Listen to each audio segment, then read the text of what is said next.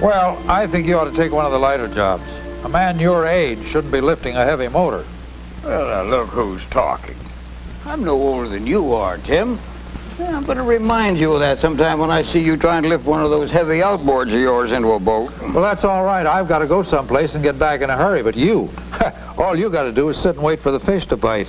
Hi, Gramps. Mr. Baxter. Hi, honey. I was just trying to get Tim to take some time off and go help me buy a motor. But he claims he's too busy. Well, I He am. certainly is. He has a date with me today, Mr. Baxter. Oh, and I can't blame him for turning me down. You're a lot prettier than I am. Now, wait a minute, Nancy. I am busy. I never said... Please, Gramps. Well, what would you want me along for? I told you I have to do a feature story on the Social Security headquarters building. Well, for heaven's sakes, what could I do? Sharpen your pencils? Now, Gramps, I want to do kind of a double story. Social Security seen from the viewpoints of both older and younger people. And that's why I need you, Gramps. You might as well give in, Tim. You know you're going to have to say yes sooner or later. Besides, it won't hurt you any to learn something about Social Security. Been very good. And me, I've got a business to run. Gramps, I've got an appointment in 20 minutes over at the Social Security building. Please say you'll come with me. All right, honey. I'll go. Just as soon as I take care of Sam. Don't worry about me. I'll be all right by myself. Bye, Mr. Baxter. Goodbye, Nancy. Go on. Have fun.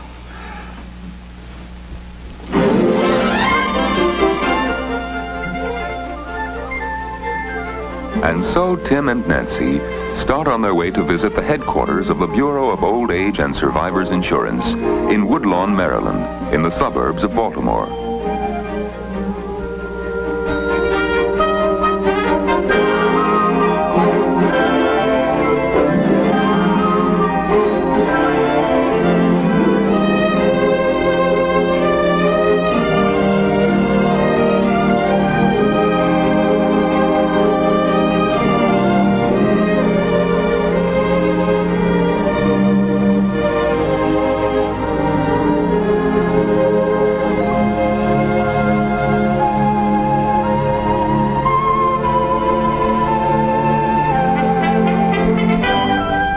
This is the home office of the American System of Old Age, Survivors, and Disability Insurance, nerve center of the Social Security program that affects practically every American family.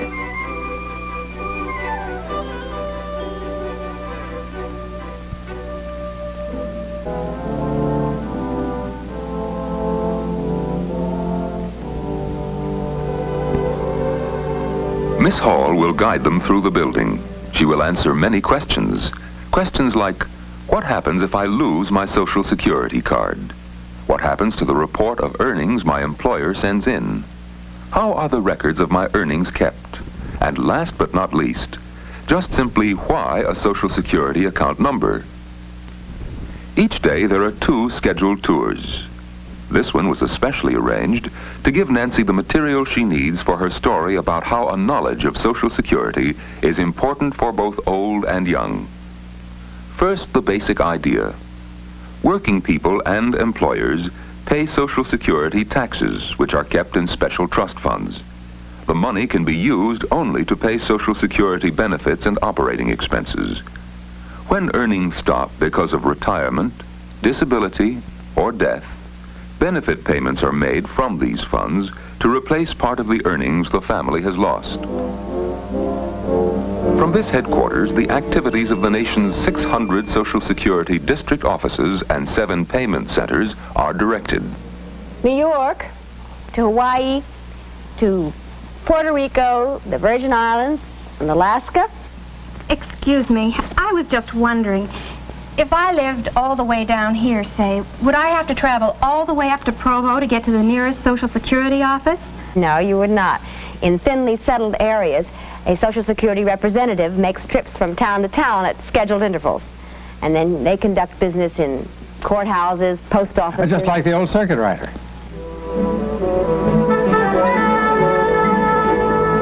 From here, the guide will lead Nancy and Tim to the section where over 139 million original applications for Social Security cards are filed in numerical order. Actually, more than 194 million names are recorded here because many people have changed their names for various reasons.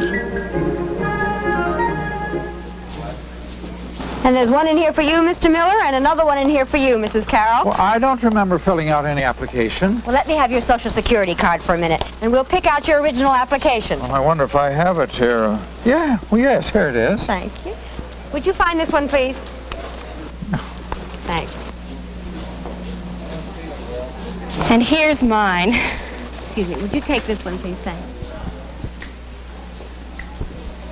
Out of 194 million names recorded, there are bound to be many duplicated names. There are actually almost 600,000 Millers, and possibly hundreds of Timothy Millers and Nancy Carrolls. That's why individual numbers are assigned to Social Security accounts, which everyone keeps all his working life.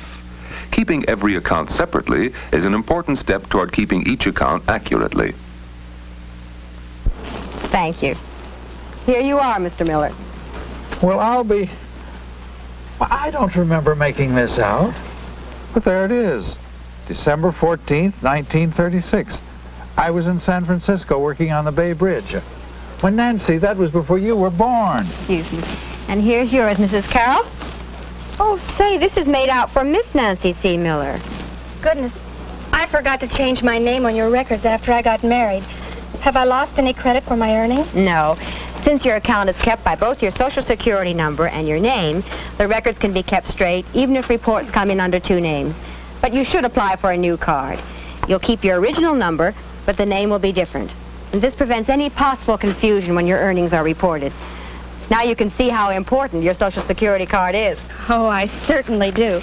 Say, I wonder if I could check on Jim's, that's my husband, his application.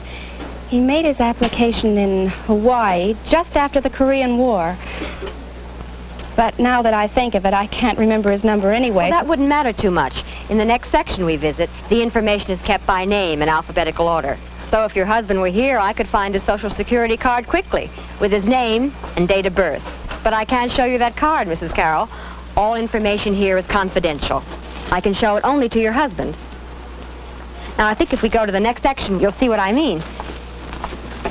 And now we come to the section where information is kept by name in these containers of microfilm. Each container has about 90,000 names and numbers recorded on film. The young ladies here can locate any number almost as quickly as it can be spoken. If Mr. Miller had lost his card, they could find his account number in a few moments by using his name and date of birth.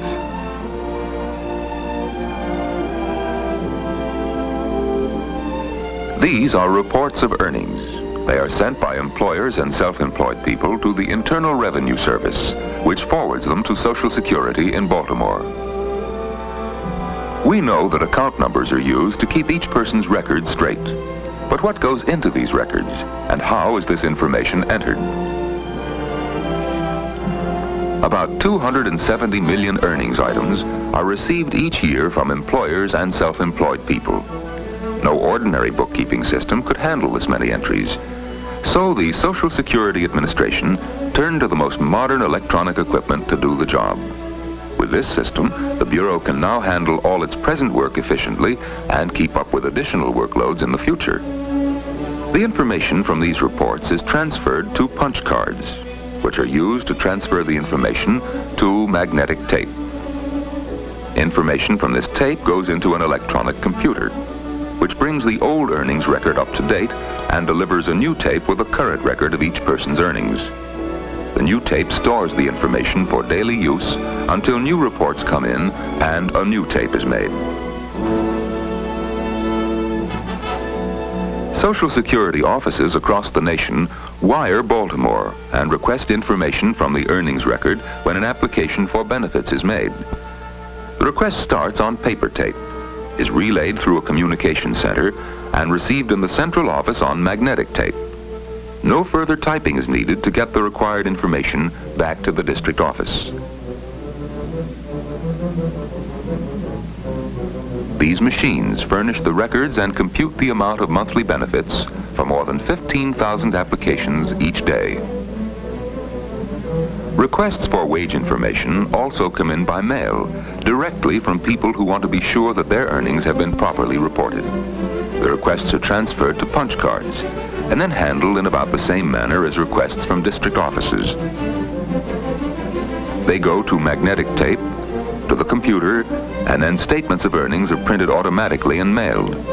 Everyone whose work is covered by this law should write for one of these statements about every 3 years. Over 2 million of these statements are prepared every year. That was such an interesting tour, Miss Hall. I'm sure I have more than enough information to write a good feature. Miss Hall, I know we've been taking up quite a lot of your time, but there is a question I'd like to ask you. Well, go right ahead, Mr. Miller. That's what I'm here for. Well, back there you said something about a man drawing benefits even after he keeps on working. Yes, you don't have to quit working entirely. You can earn quite a good deal and still collect some benefits. Nancy, I'm sure glad I came out here with you. When business falls off, I'm going to be applying for benefits. Yes, you can.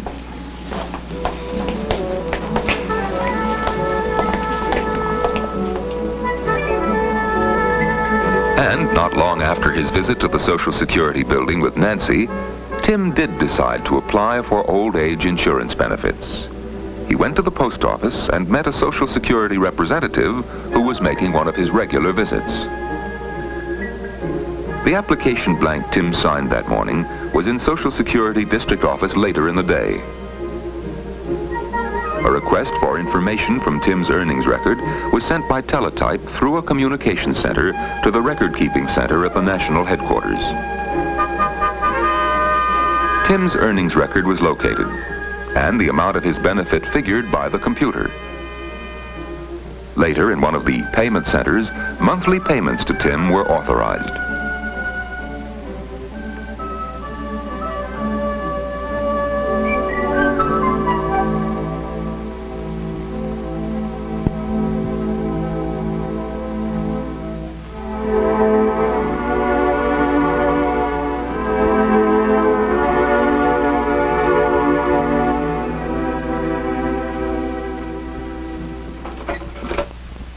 Here's your mail, Tim. Oh, thank you, It Sam. just came. I don't suppose you'd be interested in this check, would you? Check? Treasury Department. Hey, that must be my Social Security check. Yeah, you finally applied for it, did you? You remember the day I went with my granddaughter on that story assignment? Yeah. Hey, did I ever show you that story that she wrote up? Yeah, you showed it to me the day it come out. Let me find it now. Yeah, you showed it to me. Here it is. Yeah, mighty fine piece of writing. I remember it very well. Social Security story by Nancy Carroll. Nancy's report is one chapter in a continuing story which every American should know. The story of old age, survivors, and disability insurance protection under the Social Security law.